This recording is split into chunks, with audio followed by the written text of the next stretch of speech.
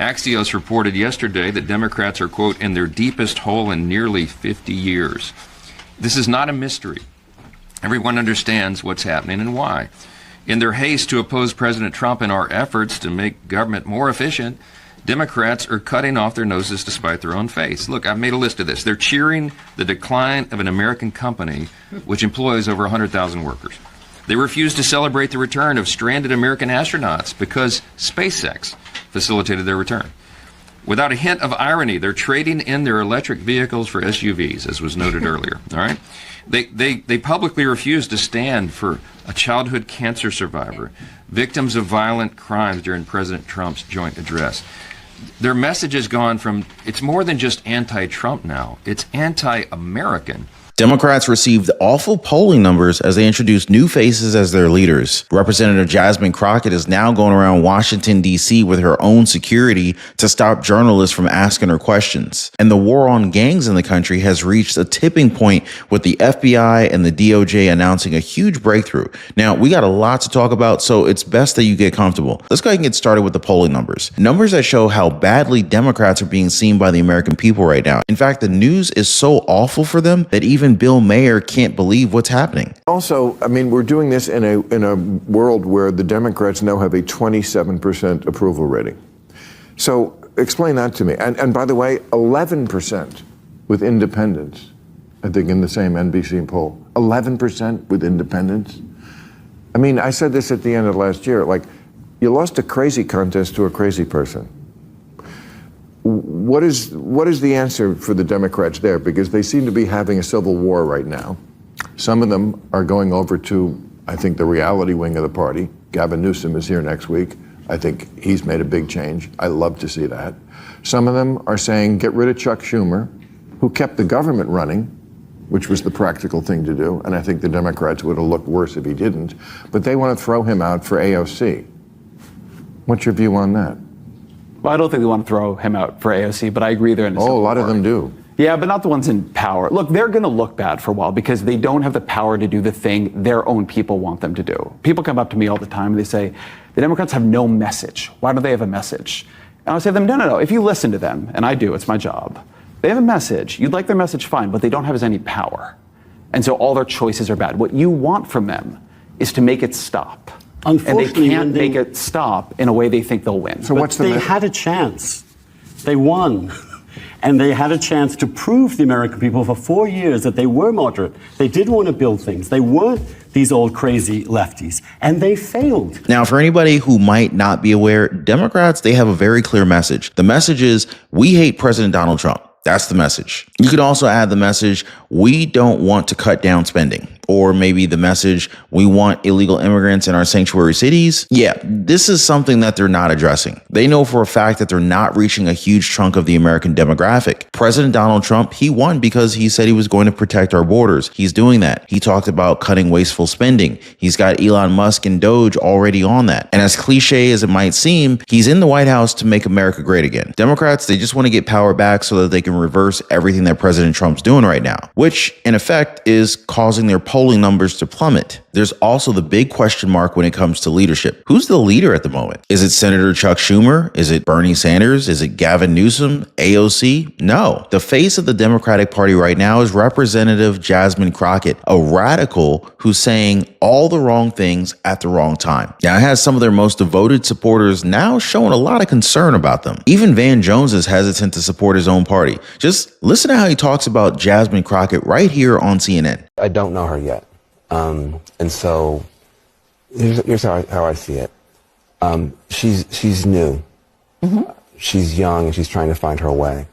I think that this party is scrambling, trying to seem tough. And I'm seeing this party traffic in a lot of curse words.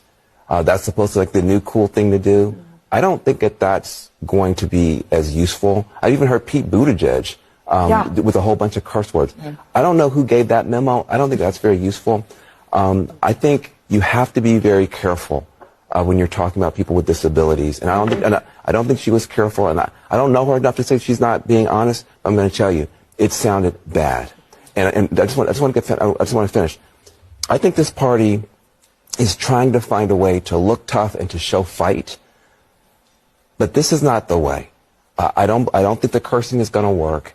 I think I've been on stage and I've gotten, a little bit hyped sometimes too.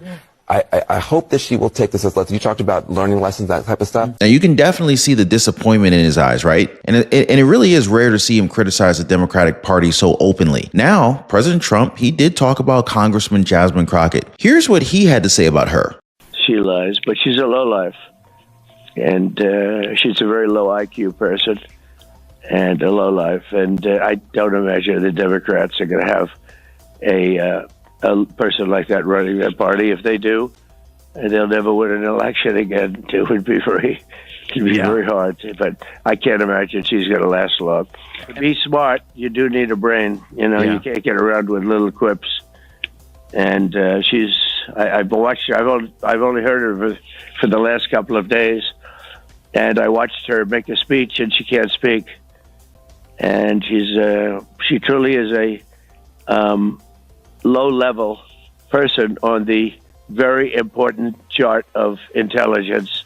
Yeah. And really, it's nice to have intelligent people running your operation. Now remember, Jasmine Crockett was caught on camera trying to take away a journalist's phone, leaving scratches and marks on the poor guy's hand. But instead of facing repercussions, it's her who's now walking with a police escort at the Capitol. Hey, Congresswoman, do you regret your earlier comments you made about Governor Greg Abbott?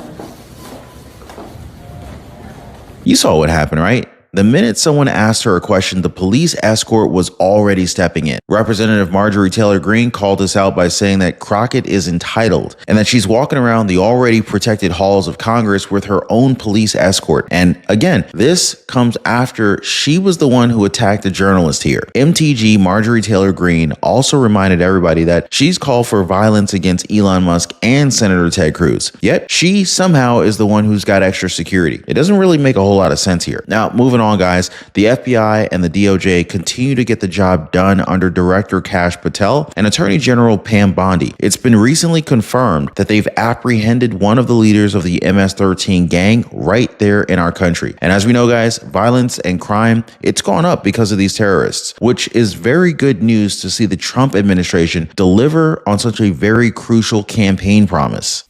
First reaction is all of our law enforcement officers are safe. That was the number one thing. They're safe. They executed a clean, safe operation, and the bad guys in custody.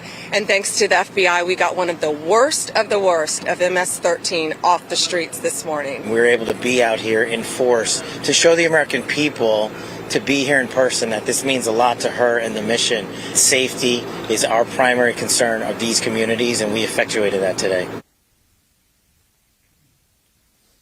Separately, he's one of the top 3 leaders in the country. Again, remarkable as he's just 24 years old. There's a press conference that begins with the FBI Director Kash Patel, Attorney General Pam Bondi, and Virginia Governor Glenn Youngkin coming up in just a few moments. We're told there's a heavy coordination between Virginia and the FBI and Department of Justice on this. Now, it's rare to have both the head of the FBI and the DOJ out on the field, but it just goes to show that they're not afraid to go out there. But what's alarming is that these gang members are living in our residential neighborhoods. And to add to this, we've got federal judges who want to keep them there. But here's my question for you guys. Do you see this apprehension as a win for the American people and the Trump administration? Now, on that note, guys, I do want to remind you about the judge that ordered President Trump to return criminals onto American soil. Seems as if his past is now being revealed with photos of him hanging out with former first husband Doug Emhoff. Now, I covered this in a previous live stream.